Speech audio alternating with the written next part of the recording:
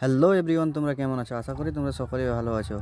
তো দেখতে পাচ্ছ গাইজ, সকাল সকাল ঘুম থেকে উঠে ব্ল্যাঙ্কেটটা গুজ করে নিলাম। তারপর চলে এলাম গাইজ দোকানে একটা কোলগেট নেওয়ার জন্য। এরকম দামি না, মানে ওই 10 টাকা হলো আর কি। তারপর মুখ করতে করতে চলে যাই গাইজ ওই 36 লাখের 32 গাইজ, মানে বুঝতেই পারছো আর কি। তারপর গাইজ মুখ ধোয়া হয়ে গেছে, তারপর চলে আসে গাইজ এরকম একটা রেলগেটে ফেঁসে যায়। তারপর রাস্তা দিয়ে গাইজ চলে আসে আমি এরকম পাহাড়ি এরিয়াতে গাইজ, দেখতেই পাচ্ছ। এখানে আসার পর গাইজ লোড করতে এসেছি, যেহেতু রান্না করতে হবে তো এখন নাস্তাও করিনি আর চাও খাইনি। তো গাইজ রান্নার জন্য সব কিছু বার করি আস্তে আস্তে, চাল টাল সব কিছুই বার করি আমি, রেডি করে নিই। তারপর গাইজ আলু পেঁয়াজ টমাটার সব কিছু বের করে নিলাম আর ছিনে নিলাম, সব বানিয়ে রেডি করে নিলাম গাইজ। তারপর গাইজ আমি সব কিছু ধুয়ে নিলাম রেডি করে, দেখতে পাচ্ছি সব ধুতে লেগে যায়।